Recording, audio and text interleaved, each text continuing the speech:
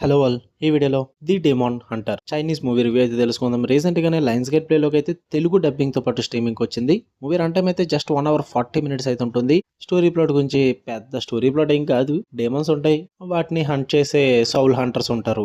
ఈ హంటర్స్ కి డేమన్స్ కి మధ్య ఏం జరిగింది అన్నదే మూవీ. ఒక పర్సనల్ స్టోరీ కూడా ఉంటుంది, అది మీరు చూసి తెలుసుకోండి. ఇక ఎలా అనిపించిందో తెలుసుకున్న ముందుగా వీడియో లైక్ చేయండి అండ్ రివ్యూ కూడా చివరి వరకు చూడండి. అంత పెద్ద సూపర్ మూవీ ఏం కాదు, పైగా మన మెయిన్ ఛానల్లో పెట్టేంత కంటెంట్ కూడా కాదు ఇది. సో అందుకే సెకండ్ ఛానల్ షిఫ్ట్ చేసా. మెయిన్ ఛానల్ వేరే లేటెస్ట్ కంటెంట్ అయితే వస్తుంటుంది. సో వీడియో కింద డిస్క్రిప్షన్ లో main channel link and Insta link ఉంటుంది. ఖచ్చితంగా వెళ్ళి సబ్స్క్రైబ్ చేసుకోండి అండ్ ఫాలో కొట్టండి. ఈ మూవీ విషయానికి వచ్చేస్తే భయ్య, ఇది ఒక చైనీస్ మూవీ భయ్య. చైనీస్ మూవీస్ ఎలా ఉంటాయి మీకు తెలుసు కదా. అంటే మీకు ఇన్ కేస్ పరిచయం లేకపోతే సింపుల్ గా చెప్తా. ఫ్యాంటసీ, అడ్వెంచర్, ఇలాంటి డేమాన్స్, ఇలాంటి కామెడీ మూవీస్ అన్ని కూడా వీళ్ళే తీస్తారన్నమాట.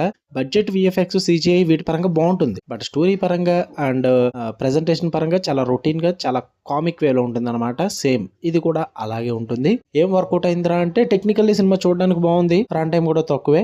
సో పెద్దగా మేము హాలీవుడ్ మూవీస్ చూడము. మేము లక్ష్మీ గణపతి ఫిలిమ్స్ ఆ బ్యాచ్కి సంబంధించిన వాళ్ళము. అంటే అప్పుడు చూసిన తర్వాత ఇంక మళ్ళీ చూడలేదు. మధ్య మధ్యలో యూట్యూబ్లో ఎలాంటి డబ్బిడ్ మూవీస్ వస్తేనే చూస్తామనుకుంటే ఆ బ్యాచ్ మీరు ఎంచక్కడగా చూడొచ్చు. మీకు మంచిగా టైం పాస్ అవుద్ది. బట్ మీరు కనుక మంచి స్టోరీ పరంగా ఎక్స్పెక్ట్ చేస్తూ ట్విస్ట్లు ఉండాలి, అదే నాలాగా ఎక్స్పీరియన్స్ ఉన్న పర్సన్స్ అయితే మాత్రం అవాయిడ్ చేసేయచ్చు.